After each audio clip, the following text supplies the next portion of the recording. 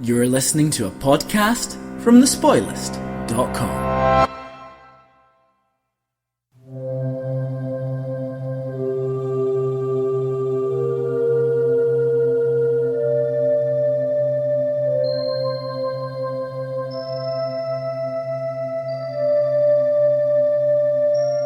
Cyberspace, the new frontier.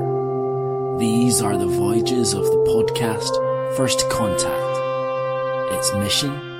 To explore every episode of Star Trek The Next Generation. To seek out new viewers and have new conversations.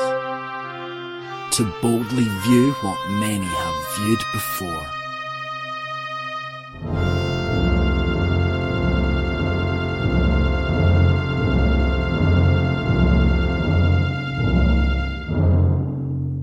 Welcome to First Contact, a podcast all about Star Trek The Next Generation. I'm Andrew. I'm James. And I'm Alex. This week we are talking about Pen Pals. It was written by Melinda M. Snodgrass and Hannah Louise Shearer and directed by Winrich Kolbe. It first aired the week of May the 1st, 1989. James, tell me all about this one. But before we get into the plot, now I know I've done this over the last few weeks, but the title is something I want to talk about first, because there's not a pen in this episode. There's not a pen in this episode. Not a single pen in there. Pen pals. They are not pen pals. There's no pen. I'm glad you've got that out of your system. Isn't Pen's pal Teller?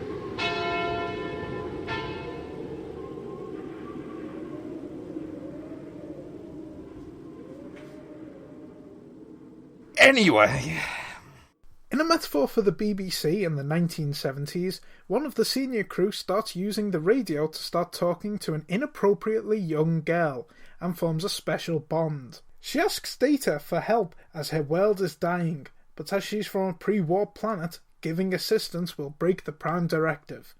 This leads to some really important debates. Meanwhile, Riker tries to teach Wesley about leadership by putting him in charge of a mineral survey team. His team seem quite helpful though, so he doesn't really learn much. Well, Alex, you're new to Star Trek The Next Generation and have never seen this episode before. So, what did you think of it? I think I was happier when I hadn't seen it. I mean, it's just nothing, really. It's completely inconsequential. And quite boring at times. I think this was an episode I certainly thought took a while to get going. I don't think that anyone could really argue with that. They're investigating some geological instability. I mean, that's something that always grips me.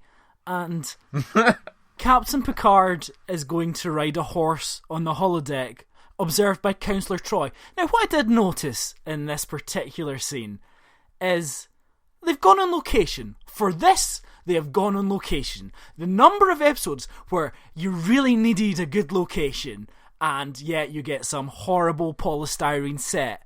But here, just for a filler holodeck scene, which could have been done anywhere, you go out on location. Well, am I right in saying, I may just be forgetting because I really struggled to pay any attention to what was going on. Am I right in saying that Picard never actually rides the horse properly? You are misremembering. He does ride the horse. Not at the start. He doesn't ride. There is a later horse scene. When Data approaches him to tell him about his inappropriate friendship, he is riding a horse. But in that opening scene, And I genuinely thought, they've set all this up, they've got the horse in, they've gone on location, they've done all that, and then, interrupted by the communicator, saved by the bell, don't actually have to go on a horse here. And I thought, what a massive waste of time that was. That scene could have been accomplished by making the studio look like a stable, then.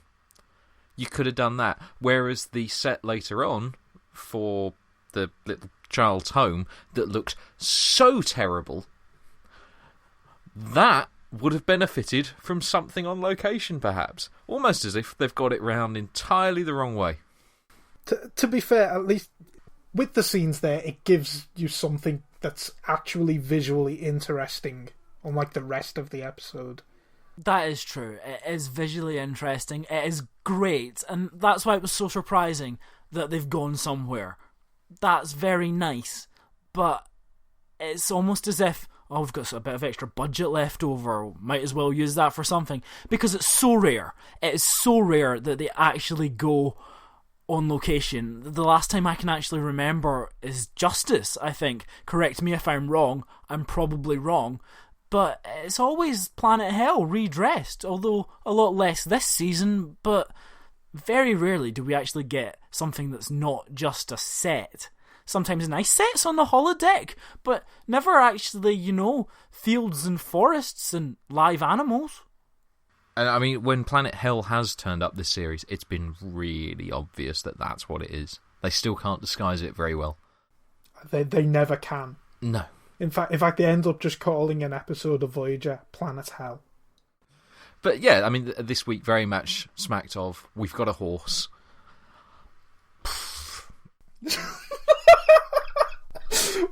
we've got a horse. It's left over. Now, the writer was Melinda Snodgrass, who we all praised for her work on The Measure of a Man. She came from a legal background. She also had a love for horses, so decided to draw on that in the script. And I don't know, it seems to me that it's just a case of Picard having a hobby of the week. There is a future episode which brings up Picard's love of horses. No. And he rides a horse again in Generations, so so it's lucky it was established here, otherwise we might have questioned his ability there. It is much worse. It's much more noticeable in Voyager when they just introduce a new hobby for the characters. I think Chakotay has about 200 different hobbies. I think we've got stuck on this horse a bit much. The horse is perhaps the most interesting thing. I mean, they try and cover it as well. They try and cover it up by having this thing of, well, why is it that you want a horse? Oh, you don't just want something to ride. You want a companion. There's something definitely questionable in that dialogue. I don't really want to go there. And also about the Betazoids, the way they bond with animals and get too emotionally involved. I didn't like that either.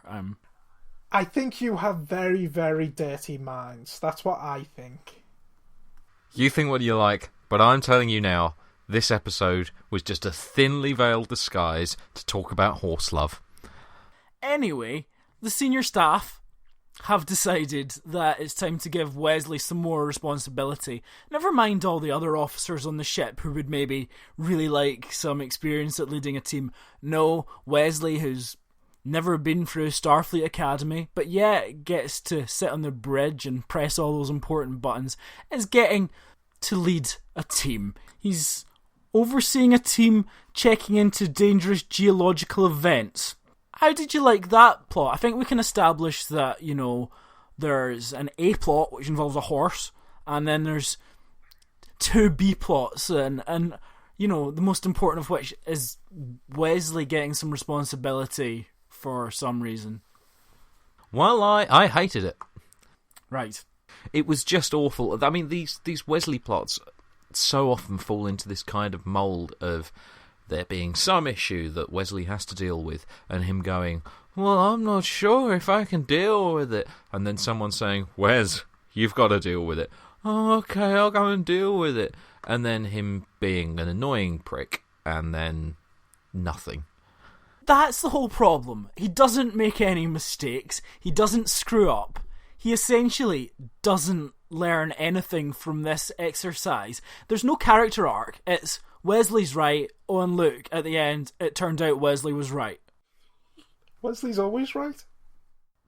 How's that interesting? Why do a plot where the character essentially is right all along, and he has this team, and you think, oh, it's going to be difficult for a young man to be in command, and they all seem fairly decent. I mean, you could have made it a lot more difficult. I get the guy's sort of a bit too friendly. I'll step in. I know you're not really up to it, but I think that's a perfectly reasonable position. This man who apparently has years of experience in his field may be offering that. That's fine. And then, at one point, the big problem is, oh, this will take a while to set up. It's probably not worth it, in my expert opinion. And he goes, yeah, all right. And then when he says, actually, could you do that? He goes, yeah, no problem. If they wanted someone with experience in a field, they had that horse, and they squandered the opportunity. That's all I'm saying.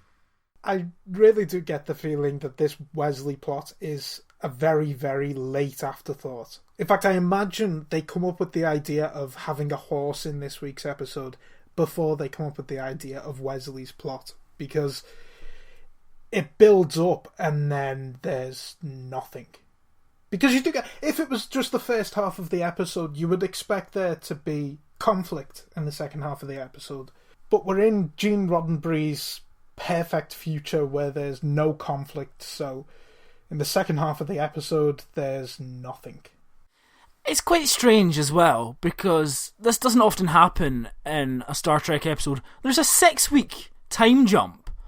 And it's strange because Wesley's been in charge of this team for 6 weeks, and then it's only at this point he seems to have any kind of problem that he needs advice. He's actually been working with this team fairly effectively for all this time, but then just as we come back to the action, oh, now I might have a problem. You would have thought he would have learned quite a lot about leadership and the strengths and weaknesses of the team at that point. But hey-ho, I guess it's a filler plot and it's really useless. I mean, that really was jarring. I didn't rewind it, but I was like, wait, has 6 or 8 weeks, however long, elapsed in between? It's jarring just because it doesn't happen on Star Trek. No, and perhaps having that time delay sums up perfectly the divide that you feel between that plot and what I would describe as the interesting plot. The interesting plot that gets short-thrift in this episode. The horse. Yes, the horse. I wanted more horse, damn it. And that's where Findus catered for the market. There is this whole aspect in the Wesley plot of the Enterprise crew acting as a surrogate family. They all have this meeting at the start, and they're all discussing his upbringing and how it should be, including Pulaski, and you think, how much interaction has she actually had with Wesley? She's not his mother just because she's a medical officer on board the ship. He's very much a displaced character when you remove Dr. Crusher. There's very little reason for him to be there anymore, and it's very strange that he doesn't actually have any kind of parent there, and it's not really clear who his legal guardian might be should they have such a thing in the future. I guess it's Riker. God. Riker, of course, Wesley interrupts him in 10 Forward while he's chatting up one of the Enterprise hotties. He's not got through them all yet, so there you go. She seems smitten, although she doesn't have a single line. Chatting up someone who's never been in the show before, that's 10 Forward.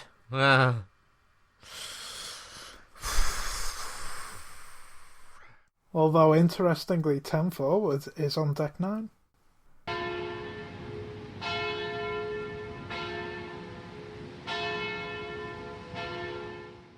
But back to this scene where they're talking about Wesley being guided through adulthood, and Troy says that this is a quote from Troy. You can't guide someone into adulthood. The experiences are unique to each person. Whether Wes succeeds or fails, he will learn from the experience. Now, who has failed to reach adulthood apart from Michael Jackson? I think it's just another example of Councillor Troy's great insights into the human condition that we've come to value so much as we watch her interact with every crew member. How we learn! Without her to explain things, I don't think I'd even know that Riker could play the trombone. I think overall the main thing to take away from the Wesley plot is actually nothing to do with any plot elements. It's the production and why any writer or any script editor or anyone dealing with this story would think that it makes sense to concentrate on this for so long. It seems utterly perverse to me, especially because you have the good idea for a talky second half and the whole debate on the Prime Directive. Now that's good. There's some interesting stuff to be done there, and they do to a certain extent, but it loses it a bit, but we'll come to that. But why you would spend so long setting up the Wesley plot, which just doesn't pay off. It just goes to that part of him walking in, having taken the advice of what would Picard do? Picard would walk into the room, looking a bit cross. Well, thanks, that was worthwhile. Why do people respect Picard? Is that what Wesley's taken away? If you just walk in and with a bit scowly, is that where authority comes from? Is that the true meaning of command? That doesn't build to anything. That is literally its end point. It's just incredibly underwhelming. And I mean, the episode then carries on for quite some time after that. And if that's its crescendo, what's the point? If it has any influence on what carries on, it's that Wesley's found the solution to reverse the planet. But that's not really linking into that story. It's a side effect of that element of the story. So, kind of pointless. What a waste of the opening half of an episode. The second half is better. Let's talk a little bit about Data. In his spare time, he likes scanning background radiation. It seems to me, he starts off on the bridge, and Worf trips over some equipment, and he says, I'm going to take that back to my quarters. It looks to me like he's taking apart bits of the bridge. Is that okay? Are you allowed to do that for your own hobbies? Apparently, if you're a radio ham, it's fine. So Data, he scans, he hears a message, runs it through the universal translator. It's a little girl saying, is anybody there? Which is what little girls say when they're transmitting. And his message back to her was, it is a not raining in Risa also. I'm referencing Hancock's half hour. That's Hancock's half hour. It's reached the point now where we have to explicitly state what we're referencing after we've referenced it. We're learning. Do you find this plausible? I find it plausible maybe that Data's hobby might be scanning radiation. Okay, but do you think he would break the Prime Directive and reply to... It's essentially a ham radio enthusiast just replying to a voice out of nowhere. Do you think Data would get involved in this? Do you think Data would start a relationship on the radio waves to another planet? I think that this is part of the reason I don't think Data was the right character to have in this plot. It's why I think Wesley would have been better, because I can see Wesley making that mistake. And I can also see Wesley tinkering with stupid little things on the bridge and annoying Worf. Whereas we've got Data who, quite frankly, we've built up his character to not be infallible, but near enough. I guess they're playing on his naivety, that childlike wonder that we're so often told that he has. So when he hears another child almost, he has to answer. See, I don't have any great problem with it being Data, because, as I look at it, when he answers that call, there's nothing to say that it is a pre-warp culture. It's just a voice that he responds to. But, there would have been Vulcans passing by Earth for centuries before they went to warp. They didn't pay any attention to when NASA was sending out messages. They wouldn't have responded back. And I think by now you would expect that all of the crew in Starfleet kind of understand that you can't just answer random messages in space. I'm not sure how I feel about it. I don't know if I'm strong either way. I think, Alex, you make a good point, but James, also, when we have so many bad plots for Wesley, this would seem a more logical story vehicle for that particular character. I can imagine Geordi doing it as well, just because he's really lonely and he doesn't have anything to do or any discernible character traits. It's not the first time that Data's done something out of naivety and then been reprimanded for it later, so... That's no way to talk about Tasha Yar. So, I don't have an issue with it. Is it slightly contrived? Maybe, but I'm willing to live with it if it generates an interesting plot. And it does. But my problem would be that it reaches its pinnacle, and whoever thought that this would happen, with the meeting. And then it's a downhill slide from then on.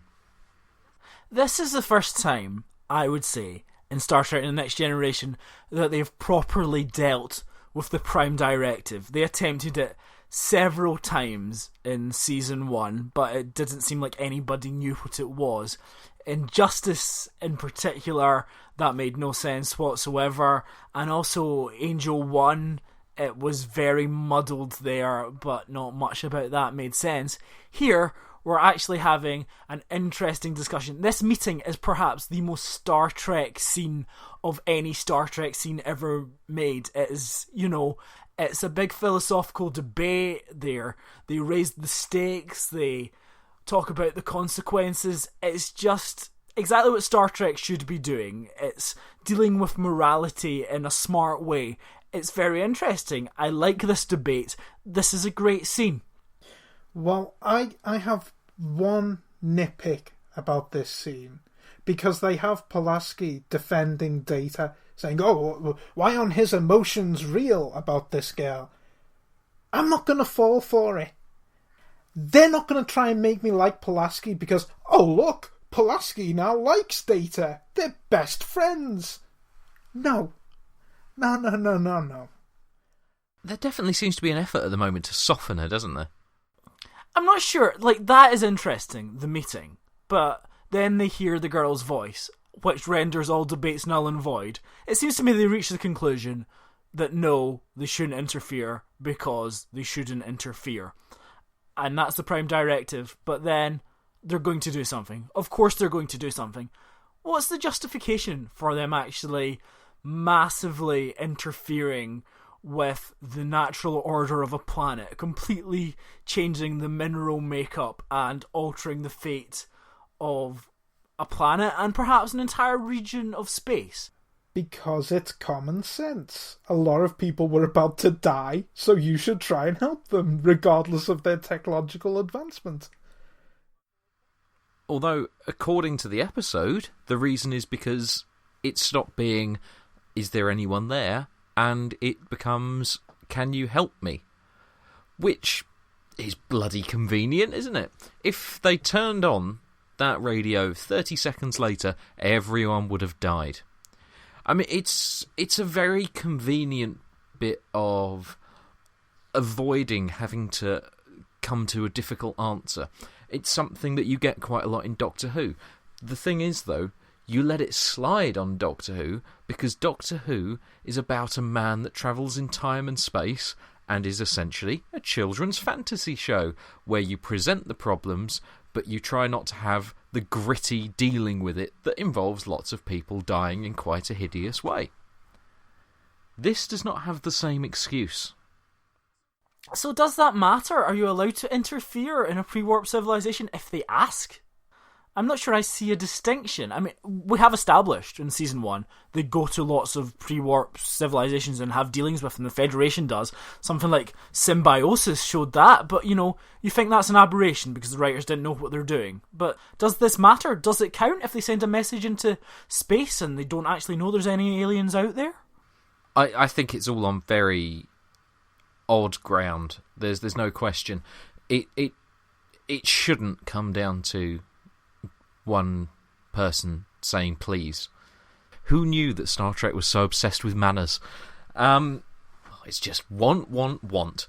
No, it's very odd. It should be a clear case, really, of we're going to help or we're not going to help, and that shouldn't really have any sway on it one way or the other. That said, as James said before, yes, obviously it's the thing to do. And also, they don't have to go to the planet to do it. There's nothing particularly to give away what their influence is. They're doing it all from space. It should be absolutely fine. It's not Star Trek Into Darkness, where they massively break it. Although that's obviously a plot point, so... It's so interesting you mentioned Star Trek Into Darkness, because I thought of that instantly. Where they've done essentially the same plot, but made it incredibly stupid. Turned it into an action set piece, which is basically what the new Star Trek movies do. They take the framework of Star Trek and turn the whole thing into an action set piece.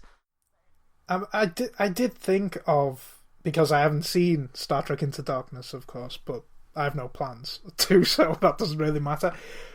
Well, you can't be in our next Star Trek movie review podcast, can you? But I did think about Star Trek Insurrection, which kind of dealt with the Prime Directive in a different way, but I think that this episode could have been done better if it was framed in the same sort of way that Star Trek Insurrection was. And I kind of feel like in this episode they're using the fact that this girl called Data to be a kind of way out. You know, they found a loophole in the Prime Directive, but they don't explicitly portray it as that. If they had some characters who kind of actively wanted to disobey the Prime Directive a lot more vehemently than is portrayed in the actual episode, and then they use this as a loophole and explicitly use her as a loophole, I think it could have been much more interesting. Well, we just had a serious discussion, everyone. That's the first time that's happened. We wish to apologise. There'll be knob gags again next week, I wouldn't worry. I do at least appreciate that they're talking about the Prime Directive. And especially when Season 1 fudged it up so much, and you can see why it would be Melinda Snodgrass talking about it. Absolutely. You can see her strengths as a writer, and it is in dealing with the big ideas. And horses. And horses, like she did in A Measure of a Man. It's just a shame that it takes so long to get to the meat of the episode, because there's some really interesting ideas to explore here, but it's just so ineptly dealt with, and there's so much filler, and the Wesley plot perhaps could have been interesting, but ultimately is massively underwritten. But we get to have Data. We get to see Data building a relationship with a child, something which will come up again in Star Trek Insurrection. But they do want to play on that idea, however amusing it is. An android having a relationship with a child. That's Gene Roddenberry's perfect future for you. Hey, it's not illegal. Hey, who knows what laws they have on those planets? So we have this holodeck scene, filmed on location, looks very nice, and then Data goes down to the planet to meet Sarjenka. For a pre-warp society, they've got some pretty nifty doors, but they've not got any budget to do an alien planet. That seems so strange that the most important part of the episode doesn't have a decent set or location, but they do for a holodeck scene. Did you have any thoughts on that planet there? And indeed, the alien race themselves. The one member of the alien race. Yeah, there's no getting away from it. That set is terrible. I mean, it's really terrible. It's bloody awful. And when he opens the door and looks out onto some models... That is piss poor. And I was watching the Blu-ray. They've kind of updated that and tried to fix it a little, and it was awful. Also, you have this whole planet in peril, and we've had trouble establishing peril before, and yet we don't get to see any other aliens. There's one little girl who's conveniently, I've come back here, and she's the only person you see. You don't really see any destruction or get any sense of suffering other than this seemingly quite happy little alien child. My planet's going to die. It seemed like filler again, once again, for Data to take her up onto the Enterprise. I'm not sure if that was really necessary. I'm not sure what the episode gained. I suppose you get to give them screen time together, but it just seemed rather awkward, and a chance for Picard to go, "A child on my bridge," which he seemed to get over quite a while ago. That was very camp, wasn't it? A child on my bridge? I think the only reason they go back onto the ship is purely for the plot device of the memory wipe. Which was awful. I hate it when they... I mean, some big red button resets can be very good. It's not a terrible plot device, because it can be done well. But when it's just, oh, we'll wipe their memories and that makes everything better. There's something very troubling about a memory wipe, which I don't think is dealt with, and I'm sure it can be better done in another episode, but there's a form of violation in messing with someone's memories, which is just, they're very light-hearted about it, almost, and they don't really see it as anything particularly big. Oh, we just wipe out some neurons, it's fine, it's a pretty simple procedure. There's definitely something very troubling about this, and I'm troubled by the fact that they're not troubled by it. So basically what we're saying, to sum up this episode, there's a 5-minute spell in the middle that we like, and the rest of it is either troubling, padding, deathly dull, or just strangely involving a horse. I think that's absolutely bang on. But what a 5 minutes. Well, that was a serious discussion. We'll make more stupid jokes in Quickfire. Quickfire. Wasn't the child's makeup terrible? I mean, you can really see on the Blu-ray that the mask just isn't sticking to the face. There's a visible gap between the face and the eye holes. Well, that's the way this alien race look. They have a protective coating of orange skin. Oh, like Judith Chalmers. And at the end, he gives her that rock thing. I can understand why it was done, but it's just... It's not even his. It's Pulaski's. I like it now. He stole that from Pulaski and gave it to her. He's getting his revenge. That is the best bit of the episode now. It makes no sense. If it was something that had meaning to Data, that had been established, and you could have somehow had her find it in his quarters or something that had some kind of meaning, but it's just like the first thing she picked up when she saw it. So if she found the hologram of Tasha Yar, he'd have given that to her at the end. Yeah, exactly. Chief O'Brien in this episode massively reminded me of the internet comic strip Chief O'Brien at Work. He gets to say that he was napping. You should read that, it's quite funny.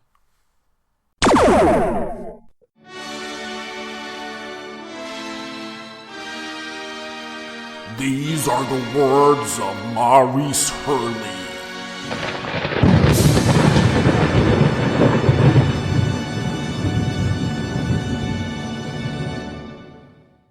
My second favorite premise, the first being the last outpost. Somebody's out there, some little kid on some little planet, sending out a CQ, just like I did in my bedroom when I was 10 years old with my little crystal sets, sending out CQs and never getting it back. But here somebody says, "Anybody out there?" And a voice replies, "Yes, wait a minute." Then the rest of it kind of got muddled around, mucked up, and lost its purity. Although it worked okay. Well, thank you, Andrew. I think all of our listeners appreciate just that absolutely spot-on impression of Maurice Hurley. This is the first episode where we see Picard drinking his signature drink, Earl Grey tea. He previously ordered it from Contagion, establishing it, but we didn't actually see him getting it because of a computer malfunction. So this is a historic moment in Star Trek. Pretty exciting. You didn't mention that he received a small potted plant in Contagion. I think that's an important point. You're right, I didn't mention that. that is very important, and I thank you for picking me up on that. Did he still drink the potted plant? Yes, he did. Talking about the makeup in the episode, Michael Westmore says, I gave the character long finger extensions, which were made out of clear plastic and fitted over her own fingers. They were translucent, so that when she held her hands up, the light would shine through them, producing a wonderful effect. Unfortunately, in filming the episode, the effect was never focused on. We should have just had 20 minutes of her fingers going across the screen. Alex, I've got to say, that sounds nothing like Michael Westmore. Well, that wraps up another episode, and if you want to write to us and become our pen pal, then you can do so at firstcontact@thespoilist.com. We look forward to reading all your letters and maybe even giving you a special prize. Goodbye. Goodbye. Goodbye.